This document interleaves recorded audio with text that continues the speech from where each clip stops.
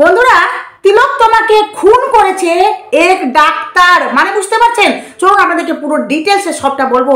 আরেকটি খুবই গুরুত্বপূর্ণ তথ্য যে তিলক তোমার খুন হয়ে যাওয়ার পর দুজন প্রভাবশালী নেতা তিলক তোমার মা বাবার মুখ বন্ধ রাখার চেষ্টা করেছে, ডাইরেক্ট গিয়ে হুমকি অবধি দেওয়া হয়েছে। চলুন আপনাদেরকে পুরো ডিটেলসে বলবো, সেই দুই নেতাকে তাদের নাম অবধি আপনাদেরকে বলবো।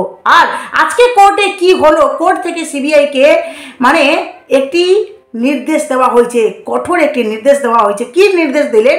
আর কোর্টে কিন্তু সঞ্জয় রায়কে নিয়েও আলোচনা হয়েছে, সঞ্জয় রায়কে নিয়েও কিন্তু প্রশ্ন উঠেছে। কি বললেন বিচারপতি, পুরো ডিটেলসে আপনাদেরকে বলবো। চলুন, আজকের প্রতিবেদন অত্যন্ত গুরুত্বপূর্ণ। চলুন। নমস্কার বন্ধুরা, আমি সনকা, আমার নতুন একটি প্রতিবেদন আপনাদের সকলকে স্বাগত। বন্ধুরা, তো আরজি কর ম্যাটারে ভয়ঙ্কর তথ্য সামনে এসছে বন্ধুরা, যে তিলক তোমাকে খুন করেছে একজন ডাক্তার, মানে বুঝতে পারছেন? শুধুমাত্র সঞ্জয় রায় নয়, এই সঞ্জয় রায়কে দোষী সাব্যস্ত করে তার কিন্তু সাজা অবধি ঘোষণা হয়ে গেছে। কিন্তু শুধুমাত্র কি সঞ্জয় না, সঞ্জয় ছাড়া আরও অনেকে যুক্ত আছে, আর যার মধ্যে এই ডাক্তার। আর সেই ডাক্তার এখন আপাতত অন্য জায়গায় আছে, মানে সে যেদিন এই ঘটনাটি ঘটায় সেদিনই কিন্তু এখান থেকে চম্পট রাম। বন্ধুরা, সে বর্তমান আছে গিয়ে নেপালে, কিন্তু ওপেন উনার নাম বলা যাবে না, কারণ উনার নাম বললে উনি সোশ্যালে খুবই অ্যাক্টিভ থাকেন। বুঝতে পারছেন? উনি সোশ্যাল মিডিয়াতে খুবই অ্যাক্টিভ থাকেন, ওনার নাম সর্বসম্মুখে বললে উনি অ্যালার্ট হয়ে যাবেন। এটা কোনো মতোই আমরা বা সিবিআই চান না, বা বলতে পারেন যে কোনো আইনজীবী চান না যে তদন্তে কোনো রকমের বাধা আসে, যাতে সেই অপরাধীগুলো, সেই খুনিরা যাতে কোনো মতে অ্যালার্ট হয়ে যায়। যার জন্য নামটা বলছি না, কিন্তু এইটুকু জেনে রাখেন, মানে আপনারা জেনে রাখুন যে এই যে প্রভাবশালী মানে দুজন নেতার নাম তো অবশ্যই বলবো, কিন্তু এই যে ডাক্তার, এই ডাক্তার ঘটনাটি ঘটিয়ে সেদিনই কিন্তু এখান থেকে চম্পট হয়ে গেছে। আর ওনাদেরকে মানে ওই ডাক্তারকে আরও অনেকে আছে যারা দেশের বাইরে আছে, তাদেরকে কিন্তু আনার ব্যবস্থা চলছে। বন্ধুরা, তো এবার আপনাদেরকে বলি যে সেই দুই নেতা, যেই নেতা তিলক তোমার ঘটনা ঘটার পর তিলক তোমার মা বাবার মুখ বন্ধ রাখার চেষ্টা করেছেন, তিলক তোমার মা বাবাকে ডাইরেক্ট গিয়ে হুমকি অবধি দেওয়া হয়েছে, যেটা তিলক তোমার মা বাবার সর্বসম্মুখে ওনাদের নাম ফাঁস করলেন। বন্ধুরা, তো আপনাদেরকে বলি যে সেই দুই নেতা কে, সেই দুই নেতাকে যেটার নাম শুনলে আপনারা কিন্তু অবাক হয়ে যাবেন বন্ধুরা, যে এই মানুষগুলো কিভাবে তিলক তোমার ঘটনাটাকে চাপা দিতে চাইছে। বলতে সুপ্রিম কোর্টের নির্দেশের পর আরজি কর মামলার শুনানি হতে চলেছে কলকাতা হাইকোর্টে। নির্যাতিতা চিকিৎসকের পরিবারের আবেদনের প্রেক্ষিতে আজ নতুন করে তদন্তের আর্জি শুনবে কলকাতা হাইকোর্ট। বিচারপতি তীর্থঙ্কর ঘোষের এজলাসে মানে মামলার শুনানি। এবার কি হয়েছে সেটা আপনাদেরকে বলি। প্রথম থেকে নির্যাতিতার পরিবার তদন্ত নিয়ে অসন্তুষ্ট ছিল, তদন্তে গাফিলতির অভিযোগ তুলে ফের তদন্তের দাবি জানিয়েছিলেন তারা, মানে তিলক তোমার মা বাবা। নির্যাতিতার পরিবারের দাবি ছিল মূল অপরাধী সঞ্জয় ছাড়া আরও বেশ কয়েকজন সন্দেহের তালিকায় কিন্তু রয়েছেন, যাদেরকে তদন্তের আওতায় আনা হোক। মেয়ের মৃত্যুর নেই বিচার সহ একাধিক দাবি নিয়ে কলকাতা হাইকোর্টের বিচারপতি তীর্থঙ্কর ঘোষের বেঞ্চের দ্বারস্থ হয় তিলক তোমার পরিবার। পয়েন্ট টু বি নোটেড, আজ সেই সংক্রান্তর মানে সেই আরজি কর ম্যাটারের কিন্তু শুনানি ছিল। সোমবার হাইকোর্টে যাওয়ার আগের মুহূর্তেও তীব্র অসন্তোষ ও চূড়ান্ত হতাশায় ফেটে পড়লেন তিলক তোমার মা বাবা। তাদের প্রশ্ন, এতদিন সিবিআই কিছু করেনি কেন? 7 মাস পর এসে নড়ে চড়ে বসলে আদৌ কি কিছু লাভ হবে? এটা কিন্তু প্রশ্ন। তবে এরপর বিস্ফোরক অভিযোগ তোলেন তিলক তোমার মা বাবা। ওনারা নিজের মুখে একটি মারাত্মক তথ্য দেন, যেটা বলেন যে মেয়ের মৃত্যুর পর 4 দিন ধরে তাদের মুখ বন্ধ রাখতে বলেছিলেন এক তৃণমূল নেতা। শুধু এক না, আপনাদেরকে দুটি নাম বলছি। সরাসরি নাম নিয়ে তিলক তোমার মা বাবা বলেন পানিহাটির বিধায়ক, পানিহাটির তৃণমূল বিধায়ক নির্মল ঘোষ ও নতুন পুর চেয়ারম্যান সোমনাথ দে। এরা মেয়ের মৃত্যুর পর 4 দিন ধরে মুখ বন্ধ রাখতে বলেছিল। বাড়ি এক প্রকার ঘিরে রাখা হয়েছিল বলে দাবি করেন তারা। তবে তাদের আশা হাইকোর্টে মেয়ের মৃত্যুর মানে তিলোত্তমার আমরা কিন্তু সুবিচার পাবো। মেয়ের মৃত্যুর নেই বিচার সহ একাধিক দাবি নিয়ে কলকাতা হাইকোর্টের বিচারপতি তীর্থঙ্কর ঘোষের বেঞ্চের দ্বারস্থ হয় তিলোত্তমার পরিবার। কিন্তু বিচারপতি জানিয়ে দেন এই সংক্রান্ত একটি মামলা সুপ্রিম কোর্টে বিচারাধীন, তাই শীর্ষ আদালতের অনুমতি ছাড়া এই মামলা হাইকোর্টে শুনতে পারে না। কিন্তু ফাইনালি কিন্তু সুপ্রিম কোর্ট থেকে এই মামলাটি হাইকোর্টে পাঠানো হয়েছে। আর সোমবার নিজেদের পরিবারের তরফে সুপ্রিম কোর্টে বিষয়টি তোলেন তাদের আইনজীবী। সেখানেই অনুমতি দেয় সর্বোচ্চ আদালত, শীর্ষ আদালতের জানিয়ে দেয় বিচারপতি ঘোষের একক বেঞ্চে শুনানিতে কোনো বাধা নেই, শুনানি চলতে পারে। সেই অনুযায়ী আজ সোমবার কলকাতা হাইকোর্টে মামলার কিন্তু শুনানি হয়েছে, যেখানে এখন দেখার পালা যে নির্দেশে সেখানে হাইকোর্ট থেকে এবার কি হচ্ছে। কারণ আপনারা জানেন যে হাইকোর্টে আসার পর কিন্তু অনেক কিছু হচ্ছে বন্ধুরা, যেটা এতদিন ধরে হয়নি সেটা কিন্তু এবার হচ্ছে। হ্যাঁ, আর এবার আপনাদেরকে বলি যে তিলোত্তমার মা বাবা বিচারপতি প্রশ্ন করেন ওখানে কোর্টে যে এটা ধর্ষণ না গণধর্ষণ। বুঝতে পারছেন, বলা হচ্ছে ওখানে বিচারপতি বলছেন যে এটা ধর্ষণ না গণধর্ষণ। কারণ তিলোত্তমার ব্যাপারটা যদি সঞ্জয় করে থাকে তাহলে সেটা ধর্ষণ, আর যদি একাধিক ব্যক্তি জড়িত থাকে তাহলে তো সেটা গণধর্ষণ, তাই না? তো বলছে যে তিলোত্তমার মামলায় হাইকোর্টের প্রশ্নের মুখে সিবিআই গণধর্ষণ নাকি একজনই অপরাধ করেছে, যেটার সুপ্রিম গণধর্ষণ নাকি এই নিয়ে প্রশ্ন করেছে। আজকে হাইকোর্টে শুনানির শুরুতে জানতে চান বিচারপতি তীর্থঙ্কর ঘোষ। বিচারপতির প্রশ্ন গণধর্ষণ না শুধু প্রমাণ নষ্ট। বুঝতে পারছেন, বলা হচ্ছে গণধর্ষণ না শুধু প্রমাণ নষ্ট। সিবিআই এখনও পর্যন্ত তদন্তে কি জানতে পেরেছে? সিবিআই যে তদন্ত করছে, সিবিআই কি কিছু জানতে পেরেছে? আরজি কর মামলায় সিবিআই কেস ডায়েরি, সিবিআইকে বিচারপতি কেস ডায়েরি আনার নির্দেশ দিয়েছেন বিচারপতি। বুঝতে পারছেন বন্ধুরা, যে এই মামলায় তদন্ত কোন পর্যায়ে এই মুহূর্তে তা জানতে চায় আদালত। এই যে এতদিন ধরে সিবিআই তদন্ত করছেন, যেখানে তদন্তে কি করেছে সিবিআই সেটা কিন্তু বিচারপতি জানতে চাইছেন, যার জন্য বিচারের প্রথমে উনি একটাই প্রশ্ন করেছেন যে এটা ধর্ষণ না গণধর্ষণ। আর যদি এটা গণধর্ষণ হয়ে থাকে তাহলে সন্দেহভাজন তালিকায় কারা কারা রয়েছে। আর যার জন্য বলা হচ্ছে যে সিবিআইকে বিচারপতি প্রশ্ন করেন, আমরা এই আদালতে এটা জানতে চাইছি, পরে আর কি তদন্ত করলেন। হ্যাঁ, একটা চার্জশিট পর চার্জশিটের পর আর কোনো চার্জশিট দেননি। বিচারপতি সিবিআইকে বলেন রিপোর্ট দরকার নেই, দরকার কেস ডায়েরি। বুঝতে পারছেন, বিচারপতি বলছে যে দরকার রিপোর্ট নেই, রিপোর্টের দরকার নেই, দরকার আছে কেস ডায়েরি।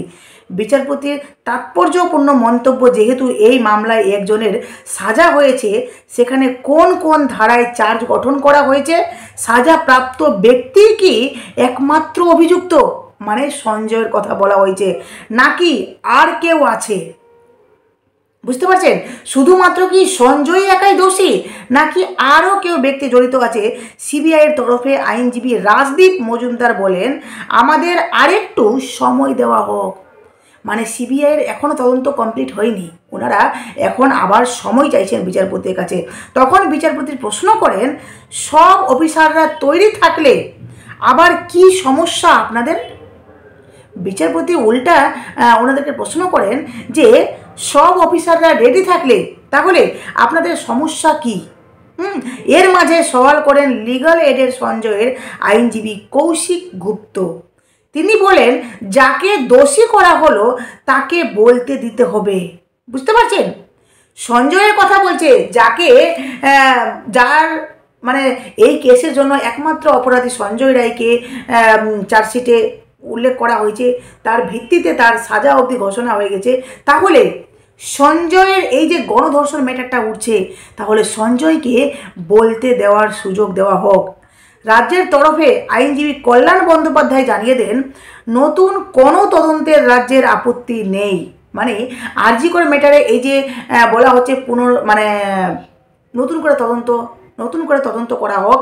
তাহলে এই যে পুনরায় তদন্ত করা হবে সেটার জন্য রাজ্যের নাকি কোনো আপত্তি নেই। তবে তার প্রশ্ন যে আদালত কি ট্রায়ালের পর কাউকে ফের তদন্তের কথা বলতে পারে? এটা প্রশ্ন। ট্রায়াল কোর্টের কাছে যায়নি, বা ট্রায়াল কোর্টের কাছে কি যাননি? রাজ্যের প্রশ্ন, 1 বছর ধরে সিবিআই কি করছে সেটা মানুষ জানতে চায়, আমরা সকলে জানতে চাই। এই প্রশ্নের সাথে আমরা সকলে সহমত যে সিবিআই কি করছে। 8 মাস হয়ে গেল, তাহলে সিবিআই এতদিন ধরে করছেটা কি? 15 দিনের মধ্যে যদি এই কেসটি শেষ করতে চাই তাহলে আমাদের কোনো আপত্তি নেই। বিশেষ আদালত কি এর অনুমতি দিতে পারে? রাজ্যের প্রশ্ন, পরিবার হাইকোর্টে কেন এসেছে? বিশেষ আদালত আবেদন জানাচ্ছে না কেন? তিলোত্তমা পরিবারের আইনজীবী সুদীপ্ত মৈত্র আদালতে আবেদন করেন পরবর্তী তদন্ত আদালতের নজরদারিতে হোক। পরবর্তী যে তদন্ত হবে সেটা কিন্তু আদালতের নজরদারিতে হোক, এটা তিলোত্তমা পরিবারের আইনজীবী বলছেন। অতিরিক্ত পুলিশ সুপার পদমর্যাদার আধিকারিকদের দিয়ে সিট গঠন করা হোক। তিলোত্তমা পরিবারের আদালতে জানান, প্রায় 7.5 মাস হয়ে গিয়েছে, কিন্তু এখনও নিরাপত্তারক্ষী এবং নার্সদের জিজ্ঞাসাবাদ করা হয়নি, যেটা হাইকোর্টে আসার পর হয়েছে। অতিরিক্ত সুপারকে এখনও জিজ্ঞাসাবাদ করা হয়নি। আদালত যাতে সিবিআইয়ের কাছে স্ট্যাটাস রিপোর্ট চায় তার আবেদন জানায় তিলোত্তমার পরিবার। আগামী 28শে মার্চ পরবর্তী শুনানি হতে চলেছে। আর প্রথম থেকে তিলোত্তমার পরিবারের দাবি ছিল যে সঞ্জয় একা এই ঘটনা ঘটায়নি, সঞ্জয়ের একার পক্ষে কখনো এই ঘটনা ঘটানো সম্ভব নয়, যার জন্য সিবিআই এতদিন ধরে যে তদন্ত করছে ওনারা কিন্তু কোথাও না কোথাও প্রকৃত দোষীদেরকে আড়াল করার চেষ্টা করছেন। বুঝতে পারছেন? প্রকৃত দোষীদেরকে আড়াল করছে, যার জন্য সিবিআই তদন্ত প্রক্রিয়ার মধ্যে সকলকে যুক্ত করছেন না বলেও অভিযোগ করেন তিলোত্তমার পরিবার। এদিন প্রথম শুনানিতে বিচারপতির গুরুত্বপূর্ণ প্রশ্নের মুখে সিবিআইকে যখন প্রশ্ন করা হয় কোর্টে, সিবিআই পুরো চুপচাপ, কারণ জবাব নেই তো।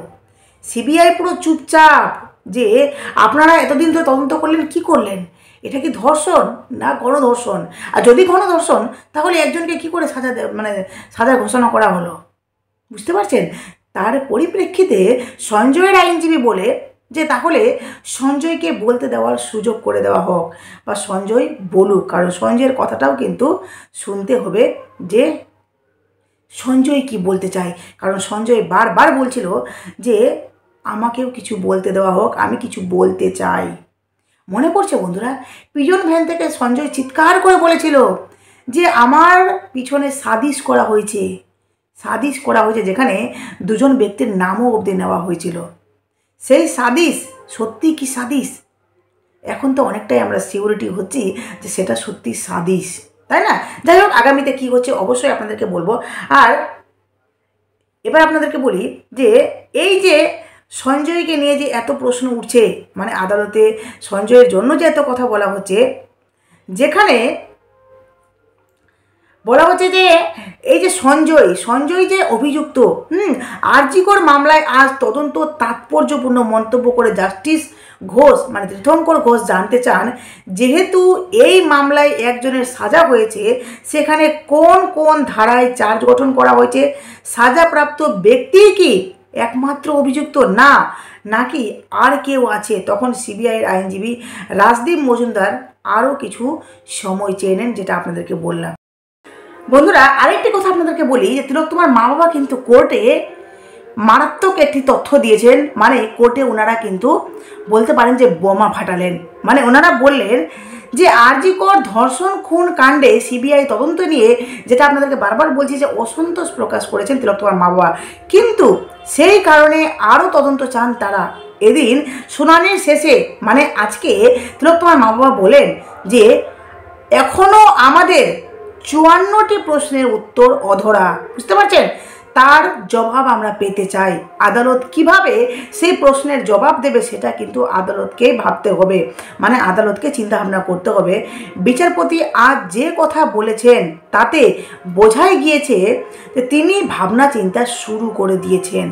এমনকি যে ওনারা বলেন, আরও বলেন তিলোত্তমার মা বাবা, যে কলকাতা হাইকোর্টের এদিনের শুনানির পর কিছুটা হলেও ওনারা কিন্তু আশ্বস্ত, মানে তিলোত্তমার মা বাবা বারবার চেষ্টা করেও আমরা সিবিআইকে বোঝাতে পারিনি যে এটা একটা প্রাতিষ্ঠানিক খুন।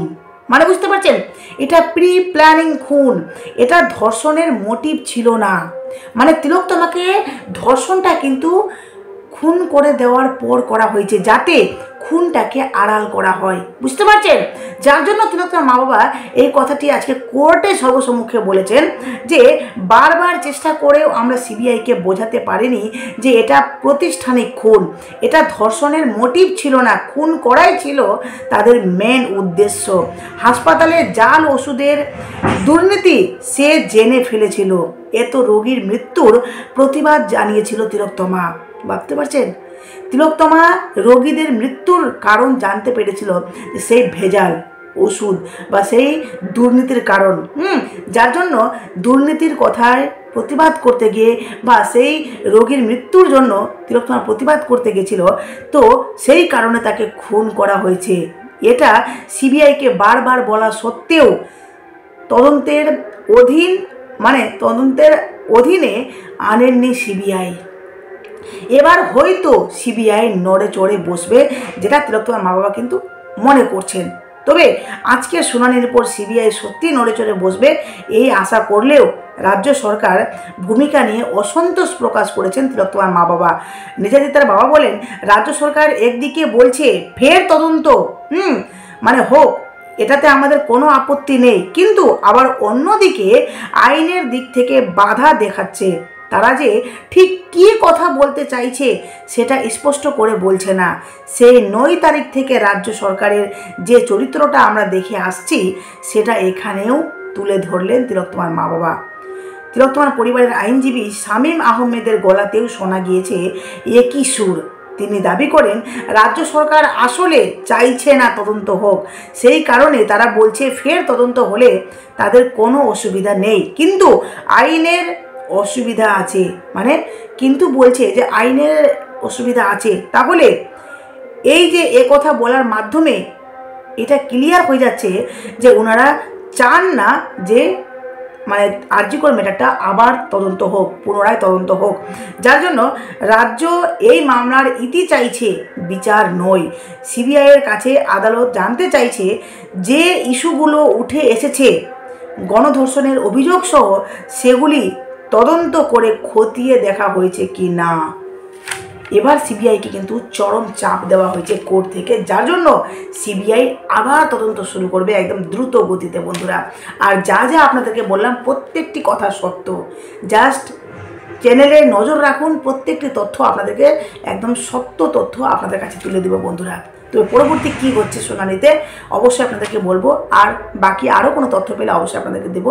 তো প্রতিবেদনটি এখানে শেষ করলাম। অবশ্যই নতুন থাকলে চ্যানেলটি সাবস্ক্রাইব করে নোটিফিকেশন অন করে পাশে থাকবেন বন্ধুরা। টাটা।